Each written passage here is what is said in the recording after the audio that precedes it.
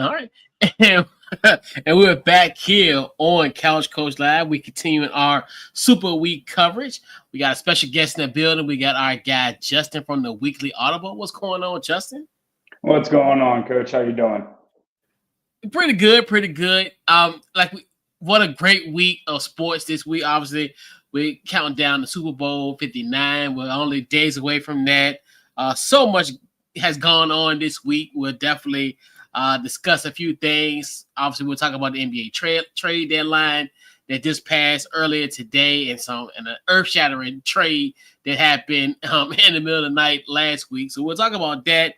We'll preview the matchup between the Kansas City Chiefs and the Kansas City Chiefs and the Philadelphia Eagles. That team up north, But anyway, so that leaves the kind of what we want to get into. We know if you follow our guys at the Weekly Audible, they are Commanders fans, and we definitely gotta talk about the season. Talk about this great season. It's funny to think that just 2 weeks ago, our season ended. So I just want to get your thoughts on the 2024 Washington Commanders historic season. Your thoughts? I think the best way to describe it was just for once we finally saw the ball go our way. And obviously throughout numerous games, the Hail Mary was the biggest one, but the overall season, you can't define successful better than you could this past season. I think if you told everybody after the draft in April, hey, by the way, the Commanders would make the NFC Championship, and even though it was a beatdown in the game and everything, you would take that as a win. I always said on Twitter too, I thought the Commanders could make a run for at least the wild card. I put out a tweet before saying about, how I think Seattle was the 1 seed at the one time, and we'd go through and make it an upset, and then we could possibly go to the NFC Championship game. But it was all dependent on Jaden Daniels. And the fact that he just, it was like last year, just seeing Stroud, and everybody was just glorifying over the fact as far as the season Stroud had, everything like that. And then Jaden comes in. And you talk about changing the heartbeat of not just, the guys in the locker room or anything like this, but the entire organization and the fan base.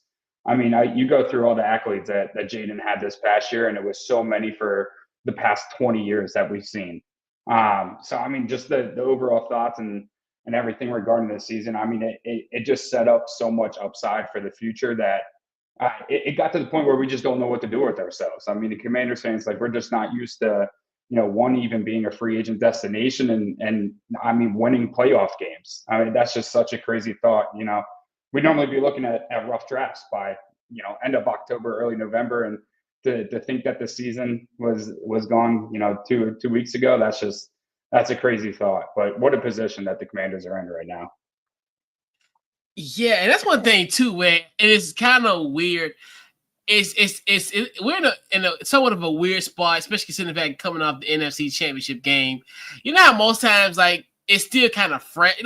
When you get to this point when we hear Super Bowl week, typically the Commanders, we're done. We're done the first week of January. So we're almost a month out of it. And just to think that we really were just playing football, 2 weeks ago, and then now you got that team from Philadelphia. It's still, still kind of,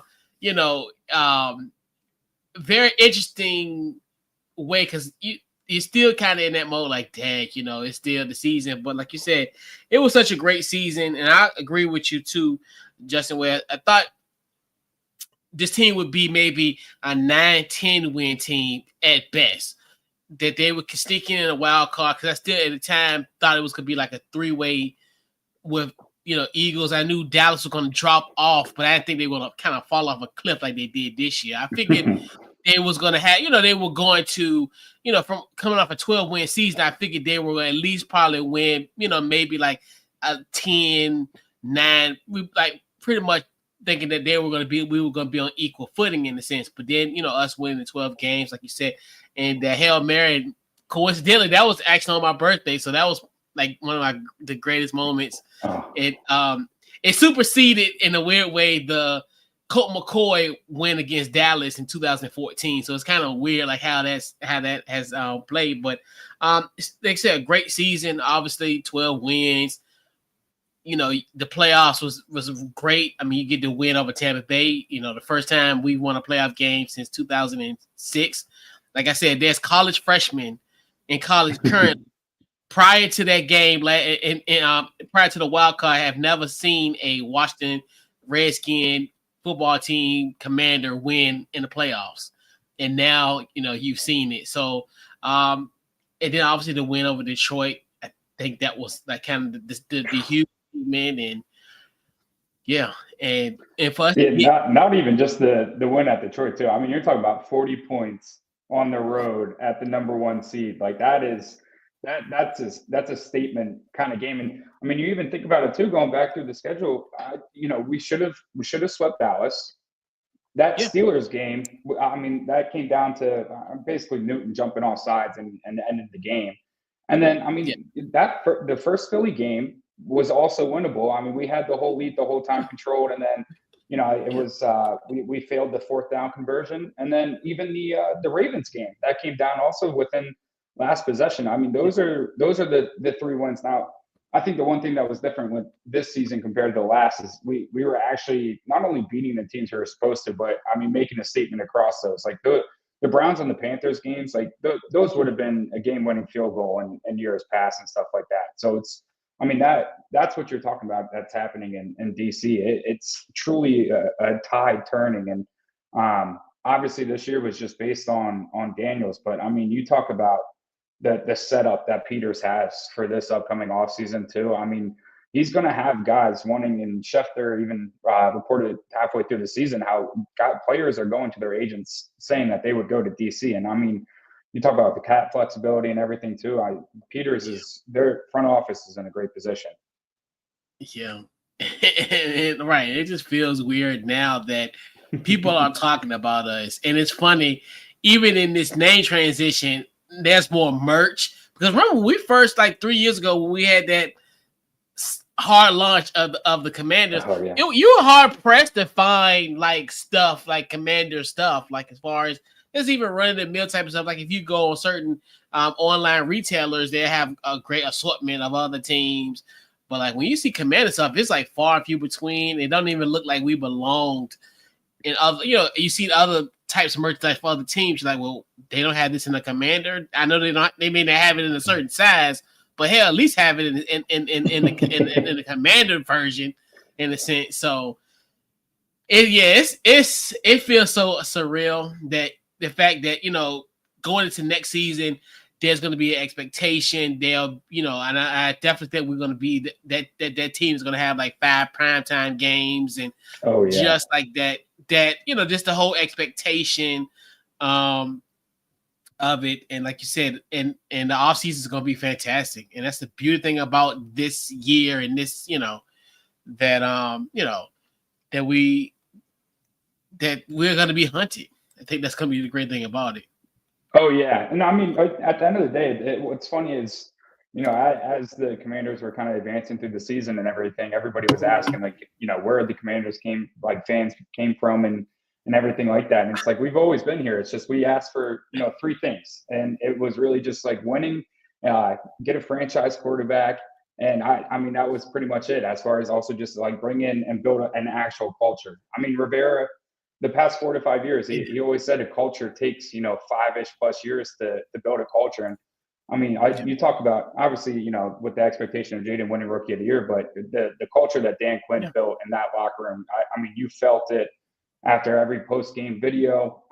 You know, Terry, I've never seen Terry smile like this before in his 6-7 seasons. Like, you know, you talk about just the overall happiness, and you can just feel, you know, the dark cloud of that Snyder era just finally go away.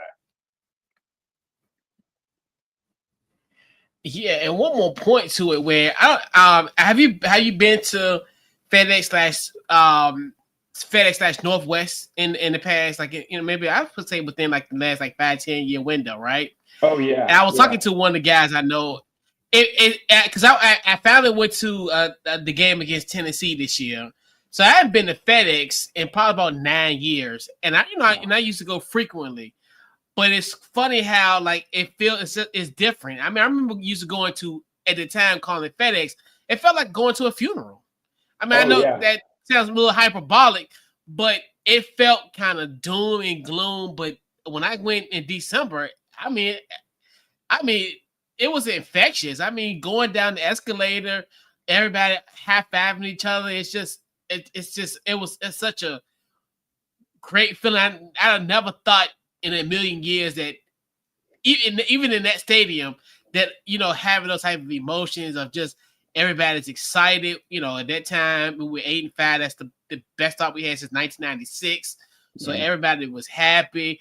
Everybody pretty much stayed. I don't really think a lot of people left. I mean, some people left, but it was just an euphoric environment that I've never seen. Like, I mean, that I've witnessed going to that stadium. No, most certainly. I mean, as you were saying before, it felt like previously in past years, it's like if you went to FedEx, it's like you're almost just like forcing yourself. Like, like somewhat of the outcome. You're like, all right, well, like now I'm about to deal with, opposing fans and like, what heartbreak am I going to experience this Sunday and everything like that. And I went to the home opener this year. Trotter and I, the other co-host here, we went to the home opener and it was a completely different feeling. Even though we didn't score a single touchdown that game, you could just tell that the excitement of just the crowd was, ready to erupt. And, went to a couple games, obviously, all throughout the year. But the best one, we went to Tampa Bay for the playoff game. And it was one thing where it's like, I felt the energy from Northwest, from the very first game and obviously just like continuously throughout the year. But man, seeing how many fans actually showed up for the playoff game. And even Detroit, I mean, the tickets itself was insane. But just the fact that the fan base, it's really showing out, and that all stems from winning. Right? That's all we asked for, and we finally got a taste, and it's really just the beginning. That's the best part. Yeah. Shout out to Austin Seibert hitting us with those 7 field goals at the home opener. Yeah, that was the worst part was we sat kind of right behind the end zone. We saw both of Seibert's game-winning field goals. The one in the Giants game, and then we saw the doink in Tampa Bay. But at least Tampa Bay, we were scoring touchdowns. The Giants game, that was a brutal watch and probably the worst time to get an end zone seat because there was no touchdowns to celebrate outside of the Giants. So that was funny. Yeah, shout out to our resident, my guy from the NFC Beast, my NFC East brethren, Cool McCain, representing the Philadelphia Eagles. He said, yeah, y'all had a great season. Facts. Definitely huge shout out to our guy, Cool. And actually, we had an episode. If you check out, we did have a Philadelphia Eagles preview. That's pretty much on our Couch Coach Live Facebook page, Instagram page, Twitter, pretty much, and also available anywhere you get your podcast. Apple, Spotify is there as well. So definitely check out our preview, our Eagles preview with our good brother, my country cousin, Cool McCain. So now we'll shift the focus. We talked a little football. We'll go to the NBA, and then we'll go back into some football for a little bit. So we got to talk about the NBA trade deadline, which was crazy. So obviously, first off, we're going to start with probably, arguably, I think in most people's opinion, the most shocking trade.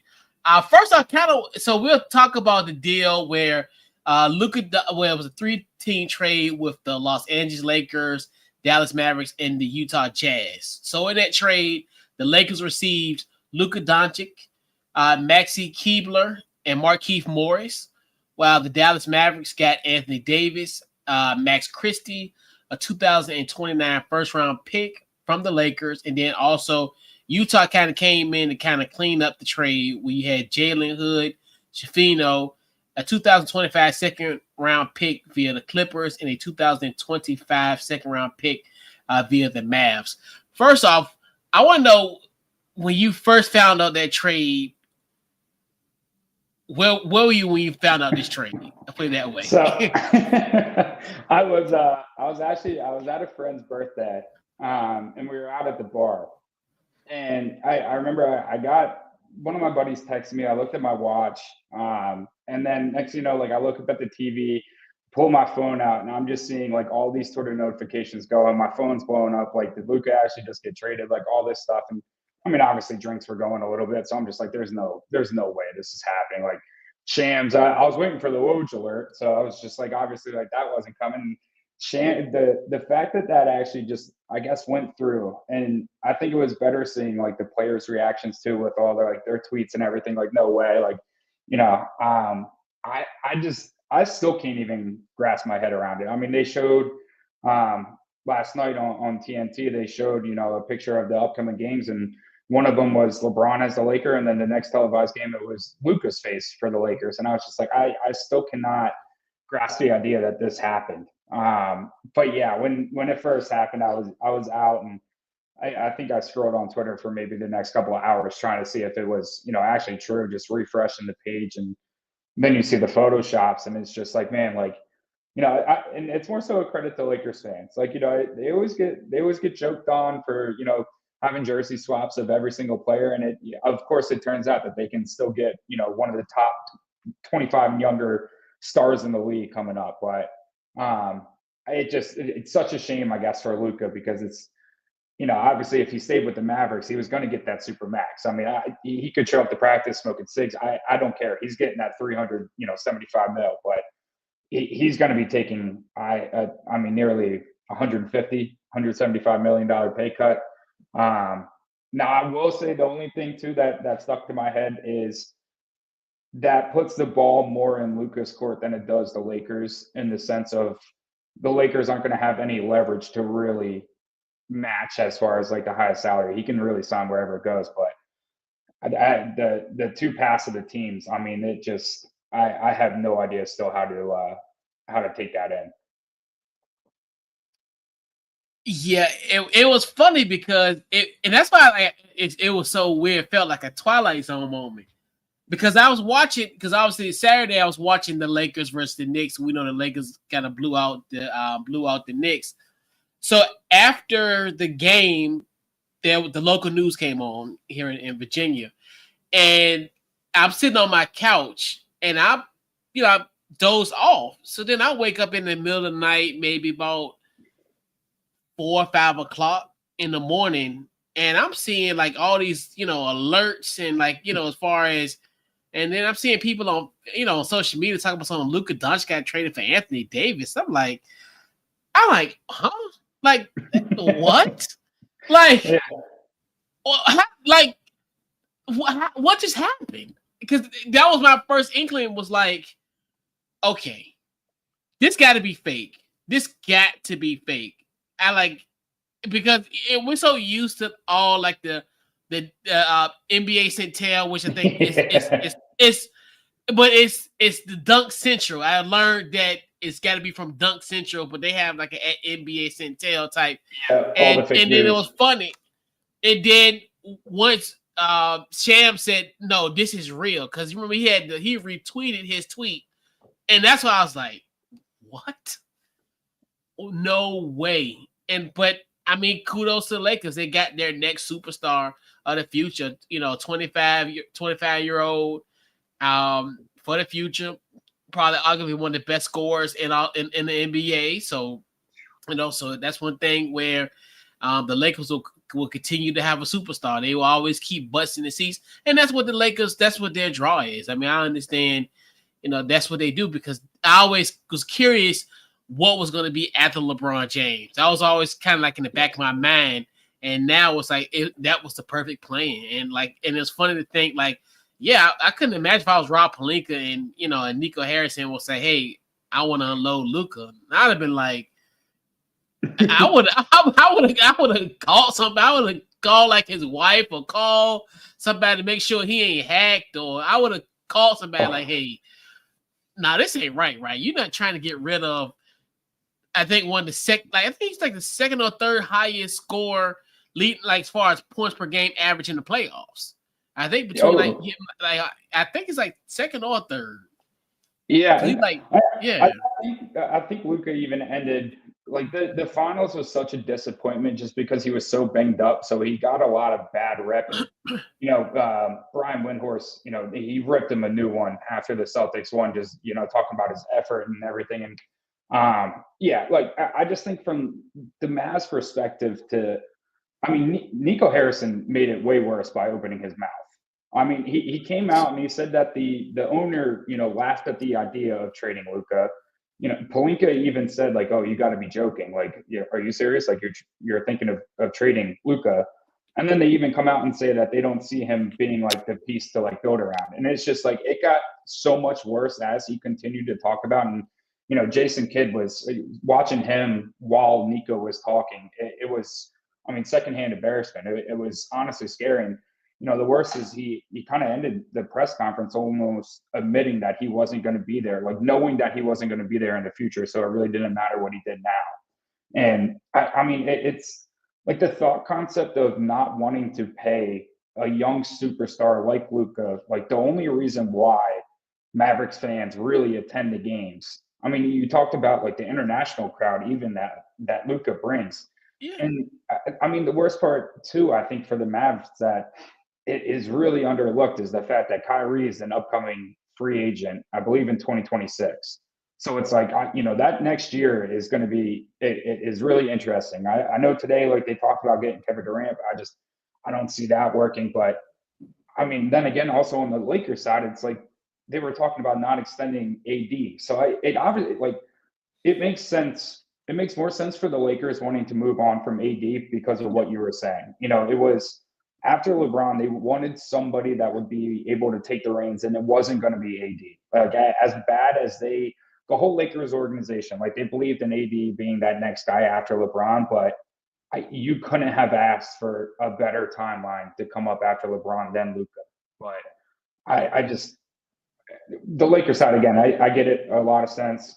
Pelinka also made a lot of moves that helped them out too, but there's nothing on the Mavericks side that can make me ever understand that trade. Ever. Yeah, ever, right. So there was another trade. This one was involving Jimmy Butler. So Jimmy Butler was traded to the Golden State Warriors in this is a 14, really 14 deal. So in this one, Golden State received Jimmy Butler. The Miami Heat got Andrew Wiggins, PJ Tucker, Kyle Anderson, and a 2025 Warriors first round pick, which is actually top 10 protected, which is, might work and it might happen the way things going at this point. Yeah. Then Detroit got Dennis Schroeder, and I think they ended up sending him to Utah, I think, as well. Then also Utah, KJ Martin and Josh Richardson was a part of that deal. They went to Utah. What was your thoughts on Jimmy? Pretty much in this one, your thoughts on Jimmy Butler going to Golden State, essentially. Yeah, so I was at the game last night where the Heat played at Philly. So I'm sitting there in the crowd, and I don't have Twitter notifications that go to my watch just because I get a lot. So I have just like text, and all of a sudden like my wrist is going off. So I finally check my phone. There's like 3 to 4 other Heat fans around me, and we all pull out our phones at the same time. We're just like, oh my God, it finally happened. I credit to Golden State. I think they tried really hard for Kevin Durant. And I think there was a path that a lot of things were going to be moving. Like I think Jimmy was going to go to Phoenix, and then Kevin Durant was going to go to Golden State, and then we were still going to get Wiggins and everything. So once Durant denied wanting to return back to Golden State, I think Golden State, they pivoted perfectly and went after Jimmy. And the biggest part, honestly, was the extension that he signed.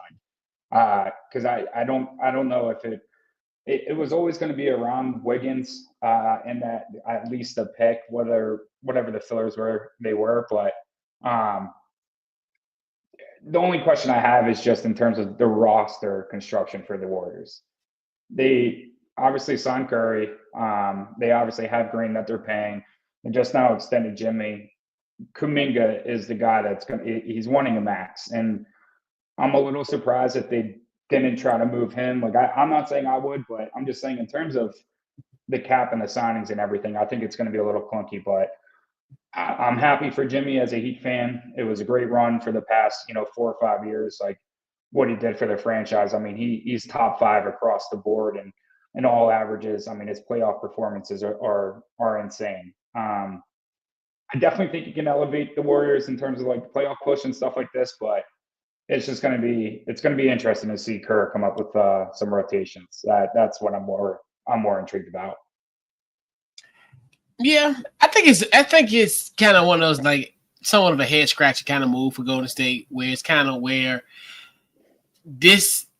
I was curious where the Golden State kind of see themselves, because I always thought that hey, they were moving towards like a youth movement. This obviously prior to the Jordan Poole trade and what have you, and even getting back like a guy like Wiggs, as far as you thought this team was gonna possibly get younger and kind of transition into the next generation of awards and have a piece, for the next generation. But now this is kind of one of those moves where you bring in Jimmy Butler, where it's like, and he could take over a game, which that's feasible for that type of deal.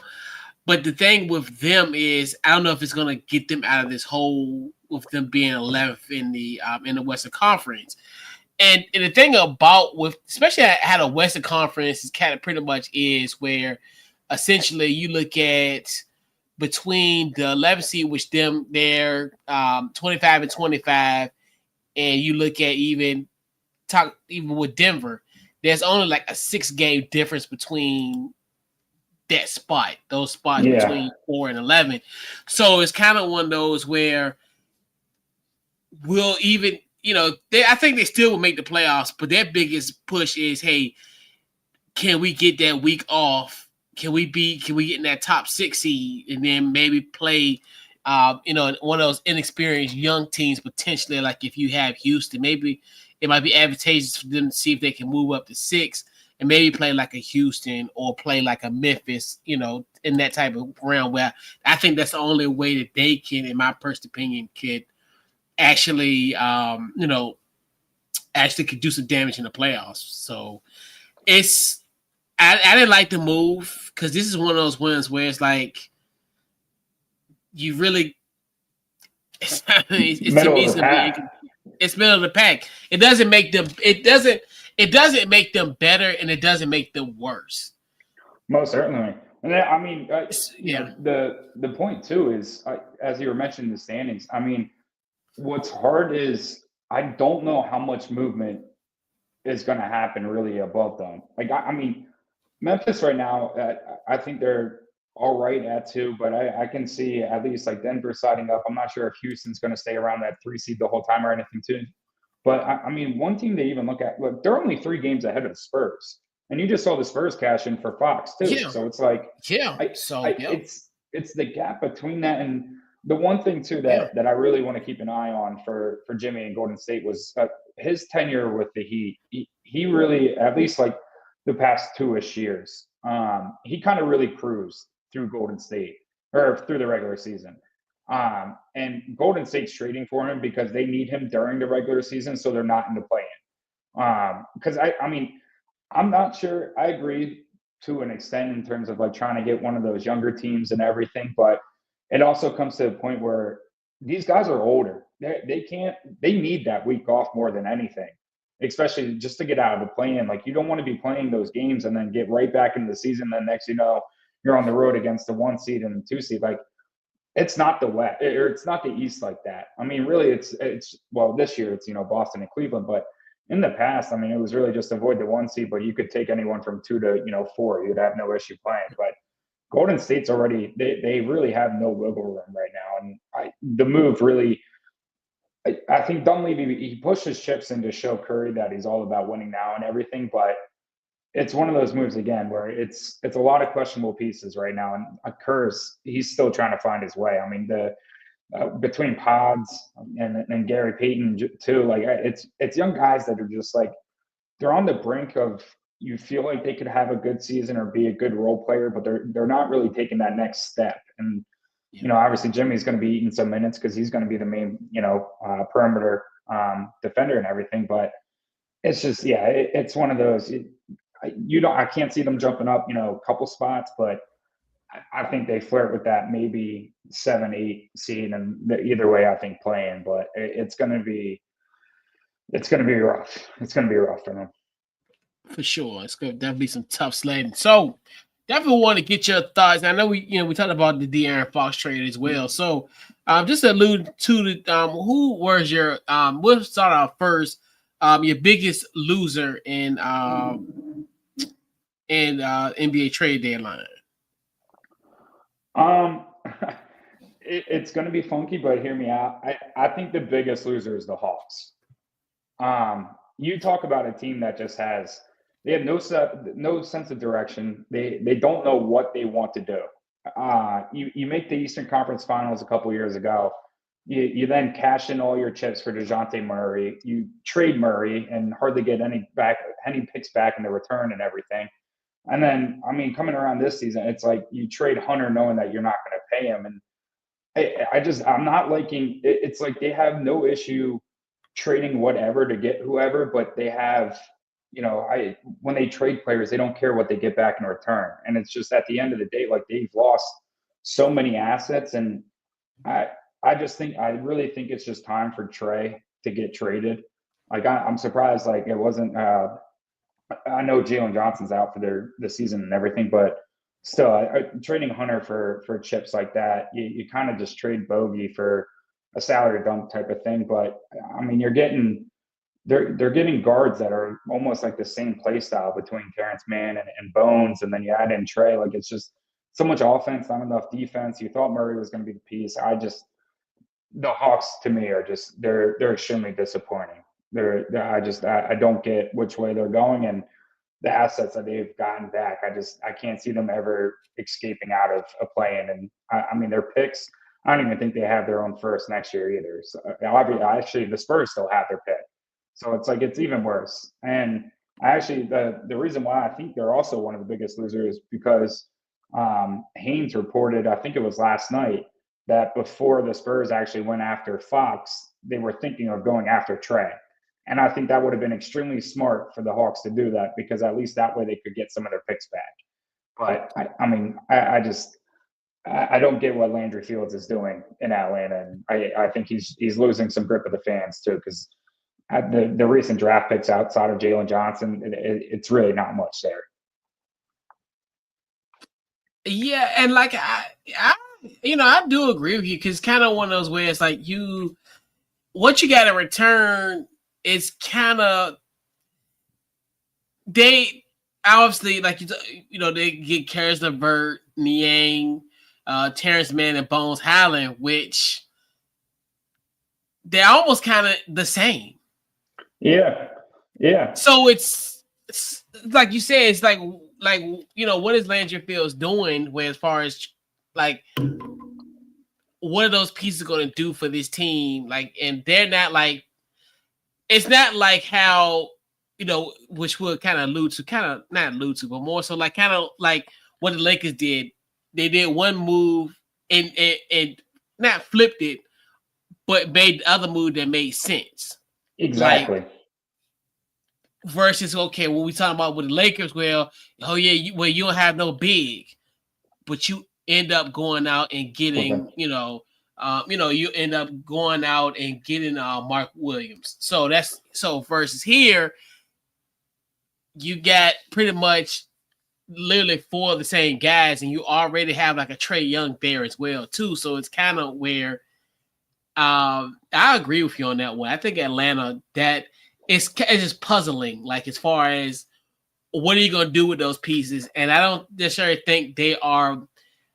In a sense, viable pieces that could be moved. Obviously, you can't move now because the trade deadline is there, but just as far as for a future, so yeah, I don't know what's going on in Atlanta. I think it's even stemmed from previous deadlines too, where it's just like they traded Kevin Herter, didn't want to pay Yeah. him. They traded John Collins, didn't want to pay him. And Yep. I'm not Pay 'em. saying I don't agree with not paying those guys, but the assets that they've gotten in return from the previous times that they've shipped their guys off aren't around the team. I mean, it really is just trading again. Like Jalen Johnson, I thought was having a pretty solid season and everything, but him getting hurt and just like Bogey was Yep. your only reliable piece off the bench. And I thought this was going to be at least a time, and like this would be the draft to move up. Like they need another stud, and it's time for Trey. I think he fits the Hawks to a mold. Like he belongs in Atlanta. Like we all know, like the villain story with the Knicks and everything. But I just think I think the clock has completely ran out. Like they almost remind me as far as like the Bulls and kind of just like how you were saying Yep. earlier, just like walking like that fine line. And sometimes you just have to rip the Band-Aid off and just actually Yeah. say to the fans, hey, we're rebuilding.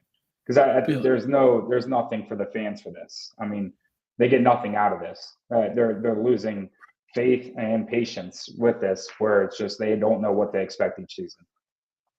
Yeah.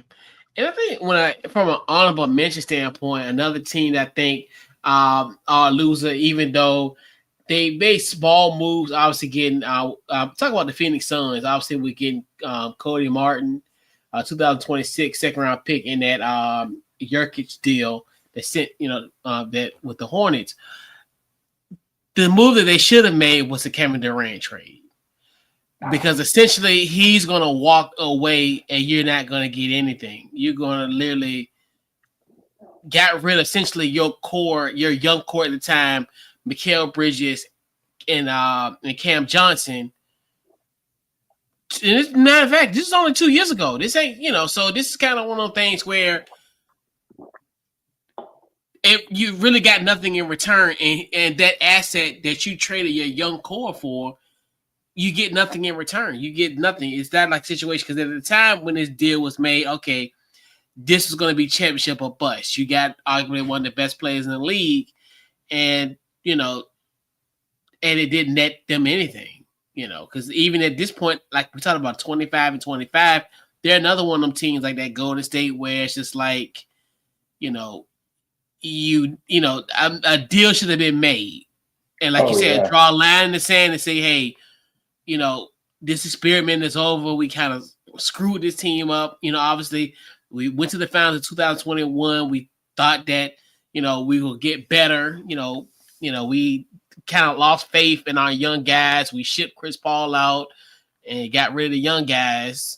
And, so Phoenix, yeah, for sure, not being a part of that trade because to me, I understand, Kevin Durant didn't want to go to go to state, but hell, you got to get something for him because even if they would have put Jimmy Butler with Phoenix, okay, they could either end up getting something out of that from that. So it's kind of like a flip, it can still kind of flip that asset down the line. Yeah. I mean, I had two losers listed out, and it was the Hawks and the Suns because I mean, listen, Matt Ishaba, he came in and everybody praised him because he made, he put his balls on the table. He went out, he got Kevin Durant, and he went out and he got Bradley Beal and everything. Like, I mean, he was making it clear where it was win now. And I mean, I guess one of the winners of the trade deadline would be Bradley Beal having the no trade clause because, I mean, that was a foot in the ground for everything. That was him not waiving that, and also just Miami not wanting him was the whole reason why Jimmy couldn't go to Phoenix. Because at the end of the day, Suns realized, like, okay, if we were to get Jimmy and Brad's not waiving his no trade clause, I mean, we would have to trade KD. Like, we can't trade Booker. And the thing is, and I think Wendy was even reporting today, saying how just the locker room feels toxic. And I don't know if you saw last night. I mean, SGA put up 50 against them last night. And I know KD wasn't playing, but you talk about a team that just like looks like they just lost the heartbeat. Like and what's funny now, how we're talking about some of the older guys with KD, and I don't want to call Beal and Booker old, but they've been around for a little bit. And it's now the young guys that really sent them. I mean, Luka tore him apart 2 years ago, and then it was Ant this past year. So it's like I don't see that the strategy in Phoenix. It's ugly, very ugly. for sure. So in any other winners, that you got? Winner. I like what this is going to sound so weird. I like what the Wizards did. I think they finally, Okay. they took everything back. I don't want to say it's an OKC because obviously they don't have an SGA. The Jalen Williams, like they're really really young, but they're finally like cashing in. They're taking in some bad contracts, expiring contracts, and at least like getting picks in return and everything. But the one I do love is the Kyle Kuzma trade because they got AJ Johnson also back in that, and I think that could work for DC. But I think to finally stack on to some of the picks for the future, they finally have, I guess, a better grip as far as how this goes. But obviously, it all depends on Cooper Flag this year. Yeah. So I'll give my winner momentarily, but I got to give a huge shout out to my guy Danny. He said the Hornets, and he's a Hornets fan. Shout out to my brother there. The Hornets won the deal, and obviously the deadline. Obviously with the acquisition of Dalton Connect, a guy that if you looked at some pre-draft stuff, they really liked him. So you get that Cam Reddish, a 2031 first round pick, a 2030 pick swap, and then also in another deal, they end up getting that was Nurkic. Yeah. Nurkic and then a 2026 first round pick. So, especially, and that adds to that young nucleus in Charlotte. Obviously, LaMelo Ball's doing his thing this year, and obviously now Brandon Miller being out, and then you add a guy like a Dalton Connect. I think he'll be great for them as well too. So, LeBron set Dalton up just like how he did Shabazz Napier back in Miami. He hypes up the draft pick and everything for him, and then next ships him out. But I do think Charlotte. At first I thought it was weird because obviously they got rid of Richards, and then it was like you go and you trade Williams, like your two young promising centers and everything like this. And I think now obviously they're really setting it up to have a high draft pick. They need a big man. This is a great draft for a big man. But I agree. I think between LaMelo, Brandon Miller when he comes back, and then Dalton Connect, I think that could be a pretty solid, at least fun offensive court. We all know LaMelo's slashy, so it just adds a little twist to it. Yeah, and I think the Lakers, obviously, as we kind of alluded to earlier with the Luka trade, where now you don't have that gap in between. Because really think about it, the Lakers really have never had a gap, essentially, probably since like the 90s. I think, once Magic retired, and then even when he came back in 96, pretty much Kobe was there pretty much from 96 to 2016. Then you had those 2 years, and then LeBron ended up becoming the guy there. So you got the guy for the future. And then you look at, like we talked about, bringing in Mark Williams. Young, so that definitely gonna he'll grow with a guy like a Luka, just even because I think even though this wasn't a part of this week's trade deadline, but they did get Dorian Finney-Smith, so I definitely think that's why it's like maybe that should have been like the tea leaf that we should have made of kind of say, okay, maybe they will lay the groundwork, with that in a sense, because obviously, so you look at that and then. And they'll get better, and that's a great thing about all that. And I think it's just one of the things where, from their perspective, LeBron necessarily doesn't call the shots anymore. And I think even with his age, you got to move on from LeBron. And I think that's where it's like you don't want to have this hanging on you for another year or potentially 2. So. Kudos to the Lakers. Most certainly. I will say what will be interesting is Mark was a little inconsistent in terms of missing some games during the regular season. So I do think how that will be a little interesting now. And I just think it's funny. It's like, Anthony Davis had a whole sit down with Shams saying how he wanted another big man next to him. Rob Pelinka's like, all right, yeah, fine. How about we trade you? And then once we trade you, we'll get Luka, and then we get the big man. And it's just like, okay, like, the Lakers formula, like how they won back even in the bubble was because they had bigs. And I think Rob finally now realized that, and it might have obviously helped a little more getting Luka because you're going to need a vertical threat, somebody rolling to the basket, somebody rim protecting. But they hit the nail on the head. I can't wait to see LeBron and Luka on the court. It's going to be so strange. Yeah. And it just felt weird, like even seeing Luka on the sidelines against the Clippers the other night. It was just like, it's crazy. And then, so. And it's not an all-star game, like it's not. Yeah, not like yeah. Loading up 2K, like you're literally going to be seeing Luka and LeBron on the same court on ESPN together and playing an actual regular season game. I mean, I don't know. I think Luka playing a little more off ball too, but I think that's why they get Luka is because obviously Luka is going to be a lot more ball dominant than LeBron, but LeBron can play off ball a little better than Luka, so it's the perfect balance in my opinion. But it's gonna be definitely fun to watch, and I think it's so crazy that I think the NBA was like, you know what, we're gonna rank it. Y'all shitted on us during Christmas. Guess what? We are gonna have a blockbuster, get everybody talking type of trade that moved mountains. That's gonna shape the trajectory of the league for the next 10 to 15 years. So they say, hey, you know what? Hold my beer.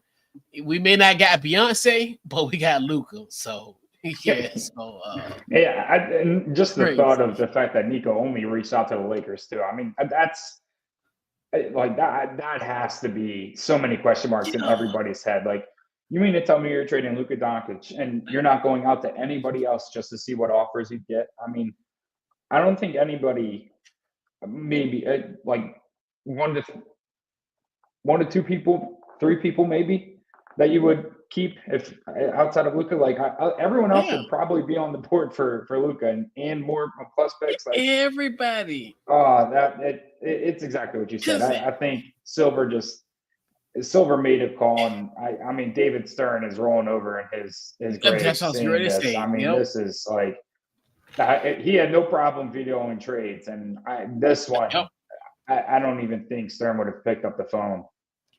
For sure. I mean, you think to yourself, David Stern would have been rolling in his grave. He would have, if he was the commissioner, that would have happened. That would have happened. He would have, because you think to yourself, out of all the people that have got traded, even in most recently, they got traded for multiple draft picks and players. So just imagine what kind of haul you could have got from them. I guarantee you, even with Brooklyn, with all them picks that they've been hoarding for the last year or so, I guarantee you they would have gave them all their picks. Because they'd have been like, screw this whole Cooper flag thing. We get Luka and build around him. Anybody, if that's like you said, only reaching out to that one team, because your phone would have been ringing off the hook. If everybody in the league knew that Luka was available, you would have had to have two phones. Oh, well, and what makes it worse is, like, I still think to this day the Gobert trade completely ruined the market, because that trade wouldn't go through today with those amount of first round picks for Gobert and everything like that. But it's like now you're really starting to see that new CBA like settle in. But and that's why it's so many teams with moving pieces and then the contracts and now and trying to get under the second apron so you can be aggressive in the buyout market. But it's like this trade itself it just, like I said, it won't ever make sense to me, and it just. Mark Cuban even said he would divorce his wife before he would trade Luka. So it's just that's like that. I don't know. It's just makes me speechless. Even still trying to process the fact that it's a real thing. Extremely right. So gotta get into the NFL. It's funny to think we almost 50 minutes in. We hadn't even talked about the Super Bowl yet. That just go to show you, like. Man, it's been that kind of a week. So we gotta do our Super Bowl preview. Super Bowl, don't know why I put in the paper 54, but anyway. But but yeah, so Super Bowl this Sunday, the Kansas City Chiefs and the Philadelphia Eagles. So first, I'm gonna start with you first, Justin. What's your biggest storylines heading into this matchup on Sunday?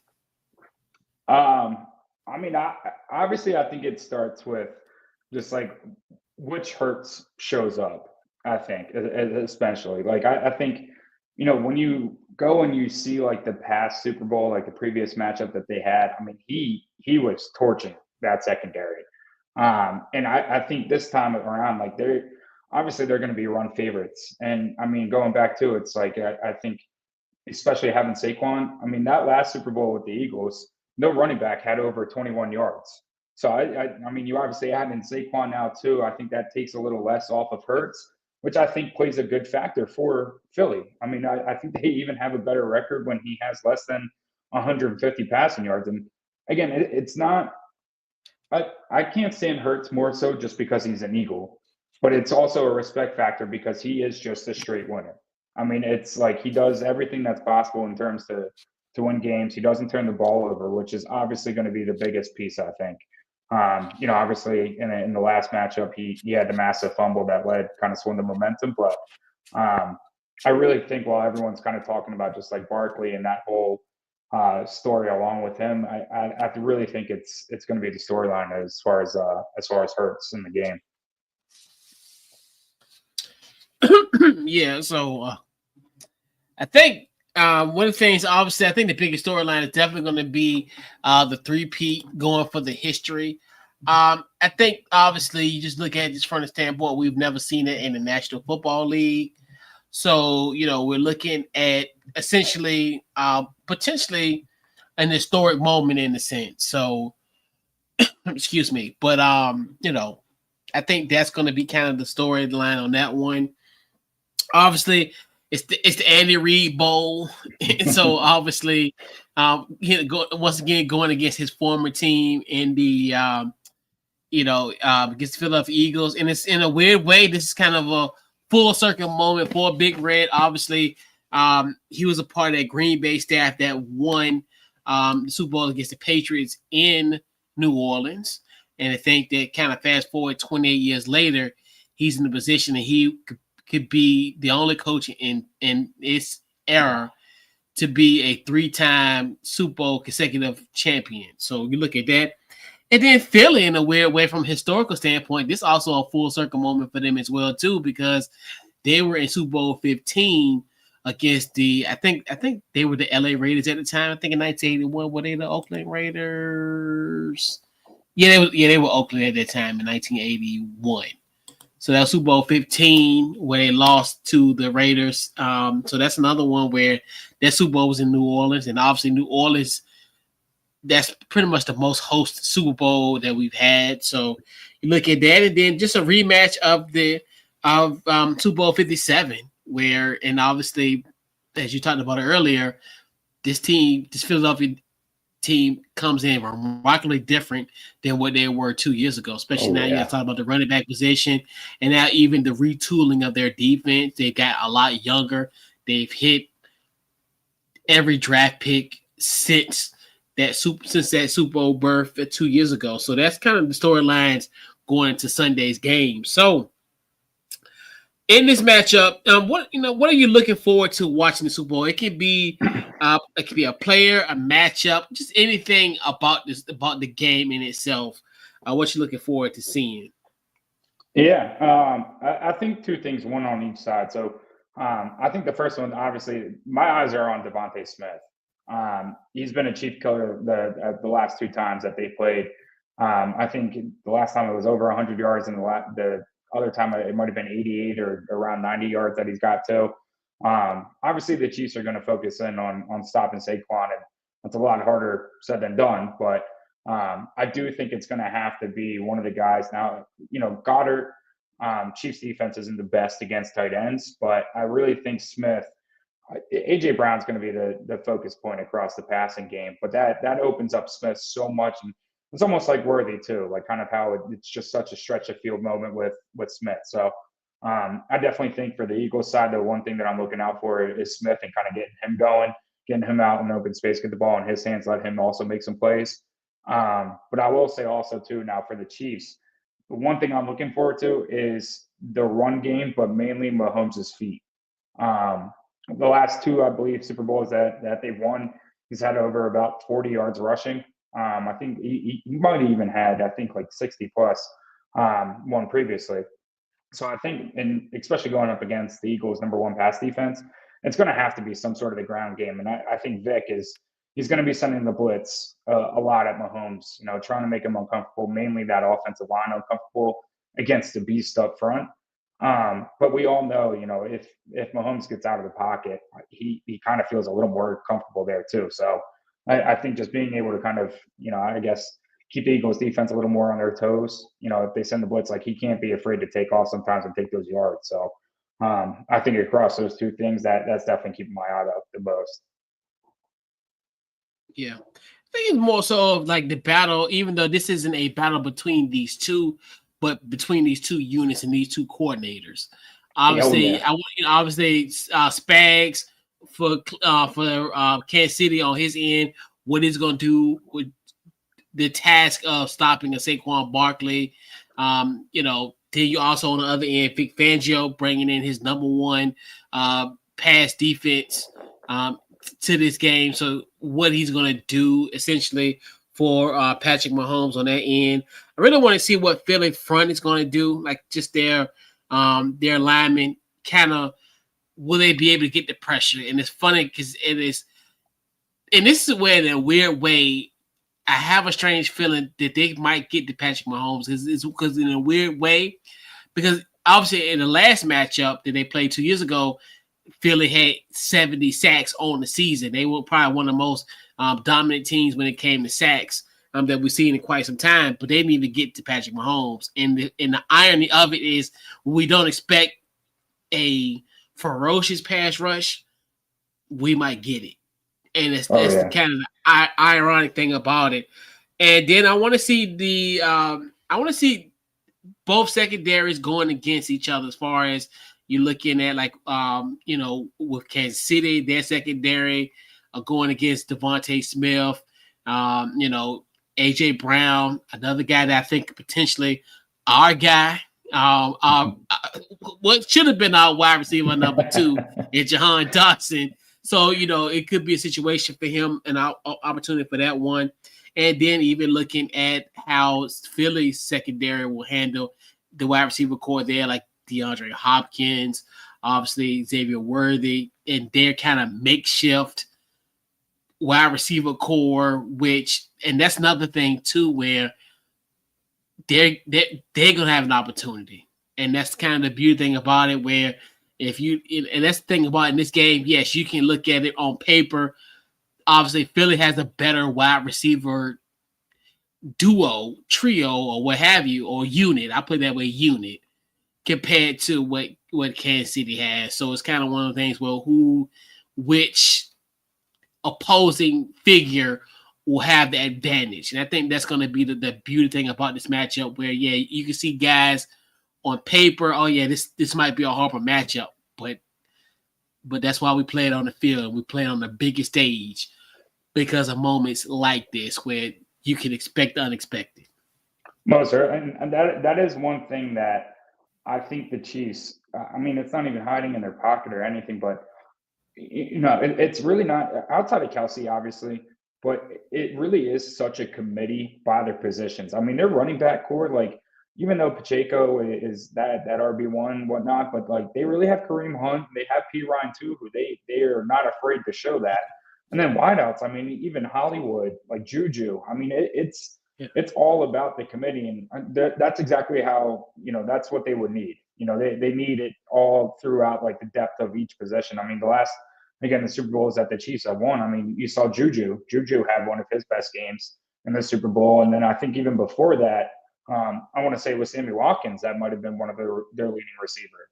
So it's like they trust their vets, and I think it's all going to come down to that vet presence for the Chiefs wideouts. I mean, this could be the D-Hop game. This would be the time that they would need like that kind of like decoy. And again, with the secondary, I do want to add also too, for just one thing that I was looking for is is, as you were mentioning, coordinators. This is the Kellen Moore audition. I mean, you're talking about being right in New Orleans. He's probably the front runner. I'd be shocked if he left New Orleans without the offer and everything. But what kind of game is it? Like, is he going to try to throw in some cute plays to make it look good, like Ben Johnson did for Detroit? Like, you know what I mean? Is he going to try to put a little too much icing on top and everything? So I will be excited to see. I think it is a big time coordinator matchup. Like Kellen Moore versus Spags is that could be get your popcorn ready, I guess, to say the least.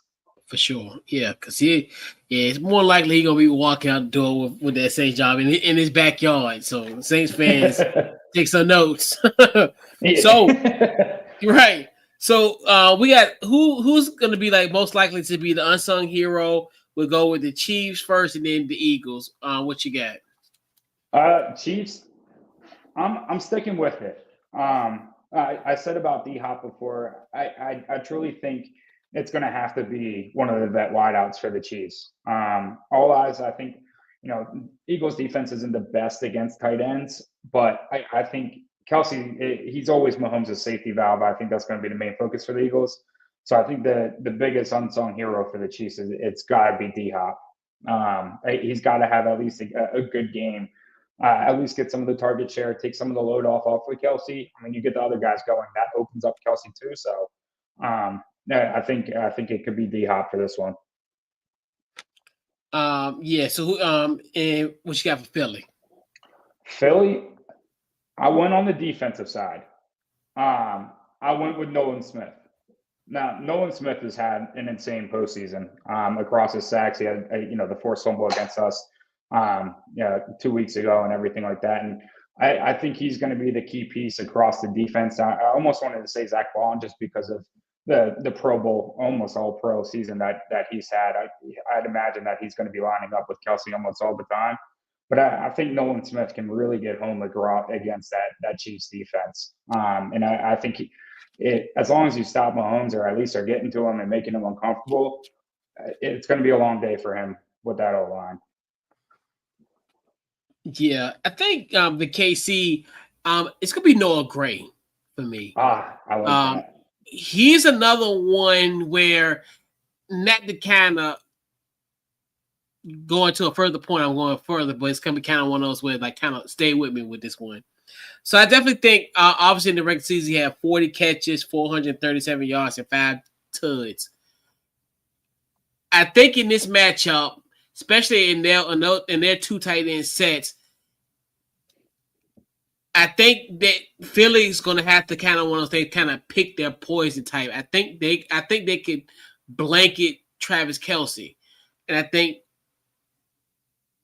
that Noah Gray is going to be the beneficiary of that. Where I definitely think I can see them kind of, and I'll talk about it more in depth with the Kansas City, Philly keys to win, but I'll discuss that momentarily. But I definitely think he'll be someone that could be valuable. It could be Patrick Mahomes' safety that 2.0 in a sense, because we all know Travis is his de facto guy. But I think Philly, they could eliminate that. I think that this way, like a Noah Gray can be good on those like third and shorts and third and longs and what have you, kind of keep the ball moving. I don't necessarily think he's going to be like the guy to catch a game-winning touchdown, but I think he'll be the one to kind of keep the chains going. He'll be someone that he'll have a huge impact, but it'll be kind of quiet. I'll put it that way. Where most certainly necessarily I don't expect him to be. I would tell you to bet him to be the Super Bowl MVP, but I think it'll be one of those where I think he will help move the chains. He will just help in those moments when you think to yourself, oh, well, how did they convert on this possession? Oh yeah, they had that. Noah Gray had a 5-yard first down catch on this one, or he got a little bit of yak or what have you. He kind of help the ball, help the chains move with a combination offense with that running game and what have you. And I talked about it earlier with Philly as far as getting that pass rush. And I think it potentially starts with a guy that's unsung. And we talked about a couple of guys so far, but like a Milton Williams. off that edge. So you look at 40 pressures and 6 sacks on the season. And this is this is the beauty about this game, where he can have what I call like a Larry Brown type of moment. Remember Larry Brown, Super Bowl MVP for the Cowboys when they played the Steelers, where there'll be a lot of focus on the other end. Can Milton Williams be that one that comes off that edge and can get to Patrick Mahomes? And this is the year, the Super Bowl, where, like I said earlier, and the irony of it is I can see them getting pressure more than they did in the matchup 2 years ago, when we expected a team that had 70 sacks going into the postseason of their run that year, with that John Gannon defense at the time. It's going to be strange with that one. So I think that could be potentially there. So we got to go into our keys for a Kansas City Chiefs victory. What are your keys for a Chiefs win? What you got? I kind of touched on it a little bit, but I was saying about, I think one of the storylines is going to be Hurts, which kind of Hurts like shows up and everything. But I think Spags is going to be aggressive.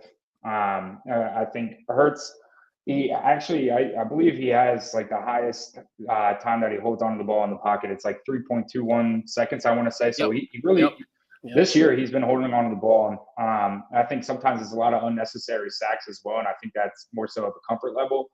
I know it's always like blitzing off the right edge as well. That Spags does it the most actually against Hurts. And that's actually what makes him more uncomfortable too.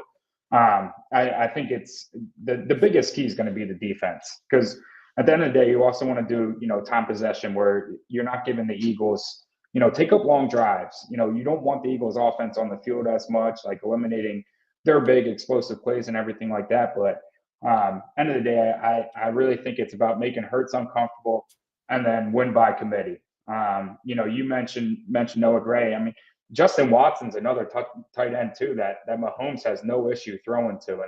And we went through the running backs and the wideouts too. And one of the ways that you can beat a number one pass defense is you get contribution from all of your guys. I mean, I wouldn't be surprised if, maybe if the Chiefs leading receiver was like 40, 50 yards, but that's because everybody across the board has the same yards. But it's, Patrick's going to different wideouts and spreading the ball. I mean, that's how you're going to be able to pick apart the defense. And, especially Worthy. I think Worthy could also be one of the biggest X factors. Yeah, I don't think he's an unsung hero, because I think he's number one on Vic Fangio's board in terms of who he wants to stop and everything. But I think Worthy, if the Chiefs can get him going down the field, and I know Andy Reid was showing him, some film of Deshaun Jackson, kind of hinting at the fact that, that's who he reminds him of, the way that he's able to use him offensively and everything.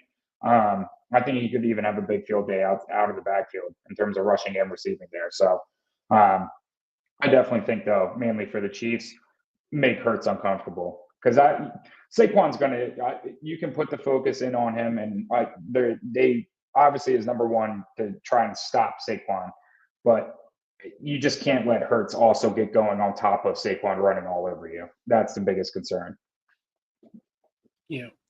Big time. And almost to kind of echo your point, with let Hurts beat you. That's the biggest thing. And like you talked about it earlier, attack Hurts, eliminate that right side, because there is a history between the essentially the yards per attempt is fewer than on the other side of the field. So I think it's about like a 2.3 difference. And like you said, him holding the ball for 3.2 seconds, which leads the NFL as far as leads it. So yeah, so you're right on point with that one. Pretty much like him beat you. Patrick Mahomes, and in a weird way, he's 3-0 versus top pass defenses. Obviously, going against San Francisco last year, they had the number one pass defense, and then also in that matchup 2 years ago against these same Philadelphia Eagles, they had the number one pass defense. So you're looking at that. So he has so basically when this team comes in, they're 22 ranked run offense. So you definitely think Patrick Mahomes is gonna have to essentially be the playmaker in this matchup for Kansas City in order for them to win. So, and then I know this is easier said than done. You just have to eliminate the big play by Saquon. And I think even like Mangini said it best today, you want him to hit singles, not doubles, and hit home runs. And that's the biggest thing with Saquon, where you look at it just from the simple fact. So he has had 9 touchdowns, pretty much 50 plus yards, and 7 of those were in a 1-possession game. And that's something that Kansas City cannot do, because those type of plays, that's a back-breaking play that could get you that you can lose this ball game off of that. So if you can eliminate that play, and I think, and shout out, I think my guy Cool, he said this well too, where you don't want to see him running and it's just him and you just see his nameplate. You don't want to see Barkley in a cloud of dust. And I think that's going to be the big key for Kansas City for them if they want to hoist their 3rd consecutive Lombardi. So we got to talk about that team from Philadelphia. Huh? So it pains me so much. It do. I'm gonna tell you one thing before we really get to. So I ended up watching the game at my mom's house, and what was funny, so she had some Philadelphia cream cheese. So after the game, I marked out the thing of Philadelphia. I marked it out, and I don't want to see anything in this refrigerator that says Philadelphia. Like, it pissed me off to this day. So yeah, it was just the beatdown that just made it way worse. And I think it's, at ease to the point where obviously it was just talent on paper. Commanders were just completely just out talented, and that just is more of a credit also to Philly for being in the position that they are in now. And that's why it's just painful, because, now we're starting to get a taste of, possibly being a winning franchise, but it's still just right behind Philly for now. So it's brutal. Yeah. So what are some keys to a Philadelphia Eagles win? What you got? Yeah, I think we talked about it before just a little bit across the defensive line, but I think winning the trenches, the biggest one. And that's mainly because I think I trust the Eagles offensive line more than I would the Chiefs. And I mean, that Eagles defensive line they're bullies. And I know that they're going to be able to kind of rattle Mahomes just a little bit and everything, but winning the trenches on both sides, because what you were saying, and it's to the credit where I think, Saquon, he'll have some big runs, but I think it's more so also where being able to pound the rock and keep Mahomes off the field. And, just being able to own the trenches and continuously get first downs, getting short yardage, don't get in long third downs, those kind of situations. I think once they dominate both sides of the ball in the trenches, probably the biggest key for the Eagles. But I think the other one too is just the presence of Zach Vaughn, and whether it's going to be CJ GJ that's opening over the top or Reed Blankenship. But you got to eliminate Travis Kelce as the safety valve. And I know that was the opposite of what I was obviously saying for the Chiefs, because you got to go to everybody. But everyone knows that Mahomes, when he's out of pocket and everything, like out of system, he's looking for 87 at all times. So I think just the whole time, let everyone else. I mean, I think he can shut down half the field there too. Cooper's had a hell of a season. Slay's looked good as well. Like, I trust their corners. It's just all about shutting down Kelce in terms of middle of the field and making sure that if Mahomes is out of pocket, you know exactly where number 87 is. Sure. Yeah. I think it's going to be kind of simple in a few things. Obviously, forced turnovers. Obviously, we kind of alluded to earlier as far as the game against the Commanders. Now they have, 10 plus turnover margin, which is, I always say, that's winning football. So they have to win the turnover battle, because Kansas City is 34-1 when they have won the turnover battle. The only time they have lost when they've won a turnover battle was in week 1 of the 2023 season when they lost to the Detroit Lions. So I think the key is they have to get some turnovers. And even if Kansas City loses, I think they're like 14-9, which is unreal to think that. And that's the thing about this run with Kansas City. They win in so many different ways where it's almost like you can throw out the analysis, you can throw out everything because they will still find a way, and that's the kind of the scary thing about the situation. I think pressure to Mahomes, obviously, that's going to be key because obviously they didn't get that in that first matchup, as I alluded to earlier. Saquon, he's going to be your guy, and I read an interesting stat today where it's weird.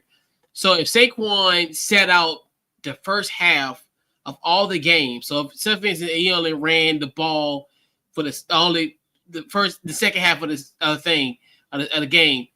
He had 1,245 rush yards.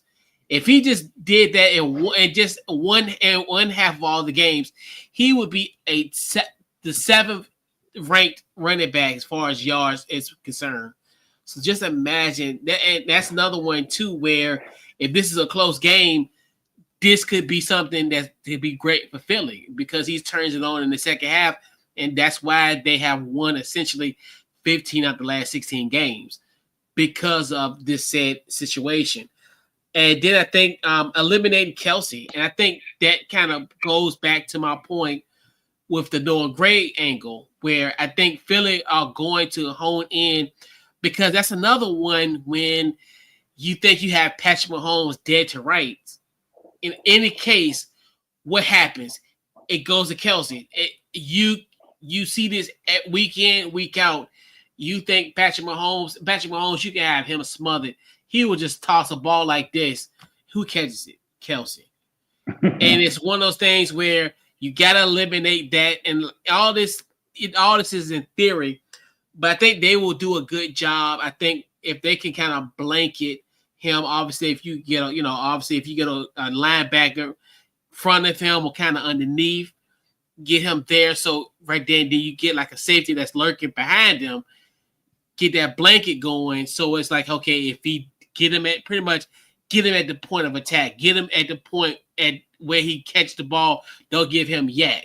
So I think they will do a good job, in my personal opinion, of blanketing him, which I think could be in Noah Gray's favor, where they see that option kind of closes up and they know, okay, they got him pretty much, bracketed in the sense. So it's definitely going to be interesting how they will cover Travis Kelce and how it would be, because this someone, even though he's lost a step, but a game like this, he can get his momentum.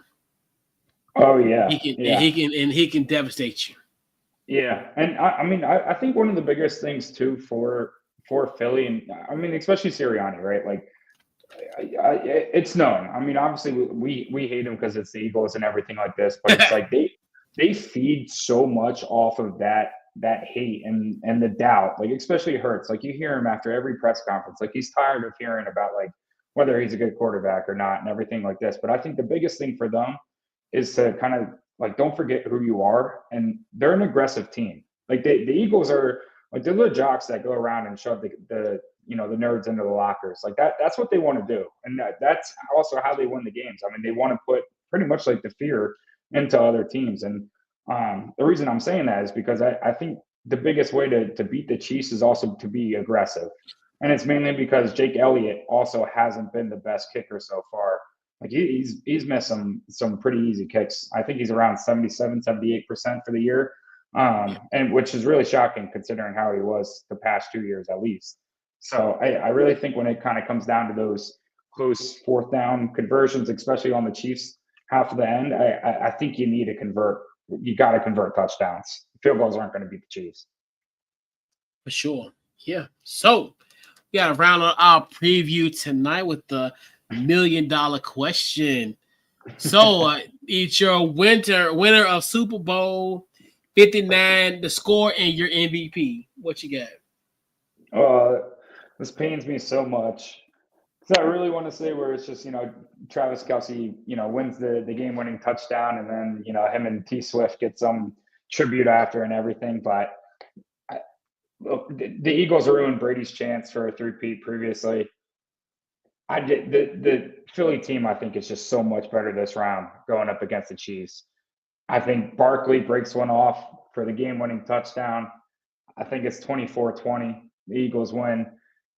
Absolutely kills me to say that, especially live recording everything like that. It took a lot. My soul's burning, but I think Philly really is an unbeatable force against this Chiefs team coming up.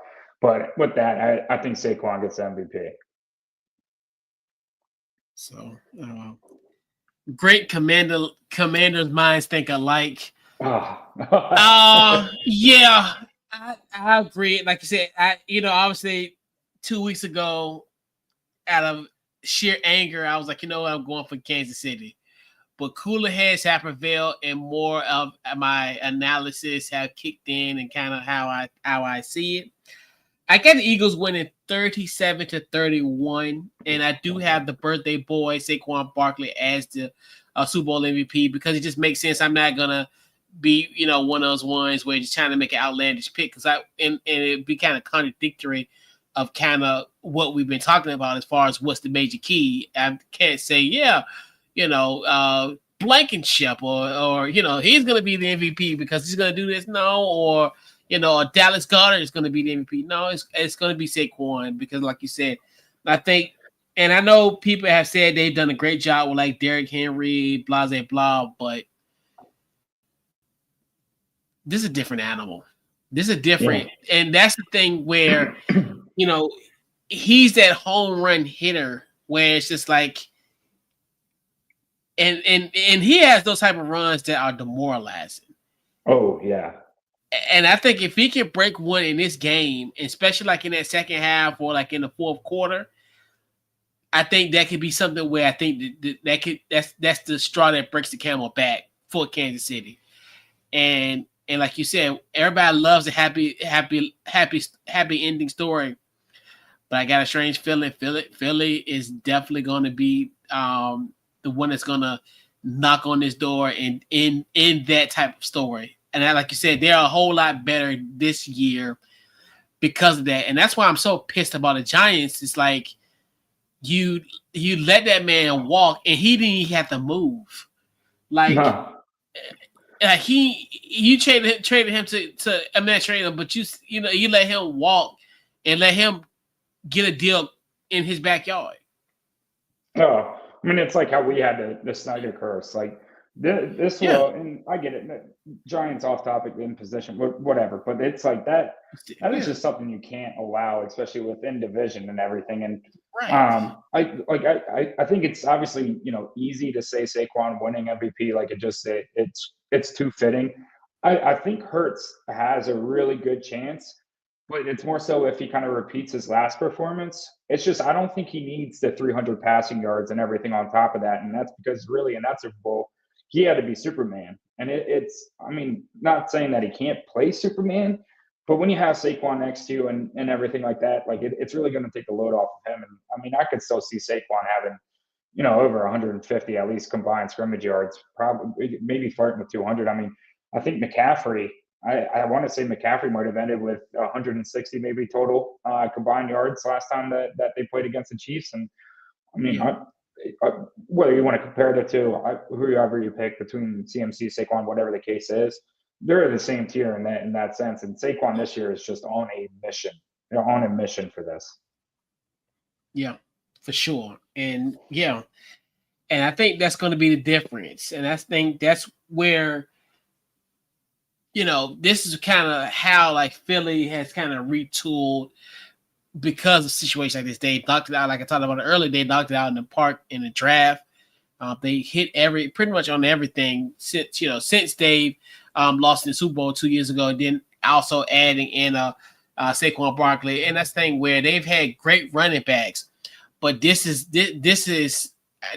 goes from having a nice car to having like a Ferrari. This is like having a Audi, maybe having a nice Audi. It was great luxurious type of car, but now you have a Ferrari. You love DeAndre Swift, you love Gainwell and all those guys who were kind of a part of that team 2 years ago and what have you. But they got Saquon Barkley, and that's going to be the difference. And I do want to say what's kind of bittersweet about it, especially is just, everyone talks about like the dark magic and everything with the Chiefs and everything like that. And I think it's very fitting that their time for three-peat is happening in New Orleans, because obviously that's kind of like that, the dark magic, the voodoo kind of style and everything like that. So I don't know. It's funny because we're kind of a little like different. I had lower 20s and you were thinking more of a shootout. And I really think obviously it could go either way. I was just thinking defense, because I feel like there's just going to be like some dark magic, not in like the officials. Like I'm really trying to completely rule out the officials. Like I don't have time for that or anything, but just whether it's like a funky tip and then next thing you know, it's like an interception or like a fumble and like a scoop of score, or back when the Patriots played the Falcons and it was the Edelman catch. Like I can't wait to see what kind of play really determines the outcome of the game, because obviously it's going to be whoever gets the ball last, but there's going to be one, maybe two of game-changing plays that just like are mind blown, and that's when you go on Twitter and you see the same reel going on and on. So the dark magic is serious this weekend in New Orleans. For sure. So we wrap out episode 330 here on Couch Coach Live. Justin, tell them where they can find you on social media and any upcoming project, what you got going on. Yes, sir. So yeah, we're on X, Twitter, whatever you want to call it, at Weekly Audible. In terms of some projects, we're finally slowly coming back out of retirement. Everybody had to, hit the marriage stage, buying houses, everything like that. So, definitely active, at least on Twitter. So feel free to give us a follow there. Definitely follow you back. And that's made the main source of social media. But definitely looking forward to some other opportunities come back on. But it was great chatting with you too. Oh, for sure. Yeah, we'll definitely be coming, have you coming on some more, especially even like in the off season. We'll probably, because I'm trying to work on some stuff like Commander stuff in the off season. It's weird. The year that I took a year off to cover the Commanders, they had their best season. So I'm like, okay, I definitely need to come out of retirement because I did a Commander show for like 3 years and. Took the year off, and now I was like, yeah, I got to get back to it. But kind of like yes, oh for sure, right. But yeah, so definitely check out the pod anywhere you get your podcast: Apple, Spotify, Couch Coach Live, also the website couchcoachlive.com. And we will be back on Saturday night to kind of put a bow on the Super Bowl coverage. It'd be more of a we went over to kind of the X's and the O's and kind of some strategies, and this one would be more like kind of laid back, kind of give our thoughts about the game and what have you, more of a lax show on Saturday. That'd be at 8:30, and then we'll wrap up our Super Week on Monday, recapping Super Bowl 59. So definitely once again appreciate you, Justin, for coming on tonight and previewing Super Bowl, and also talk about trade deadline as well. So. And we'll catch you guys on Saturday for our Super Bowl Saturday night show. So catch you guys on the next episode, and we're out.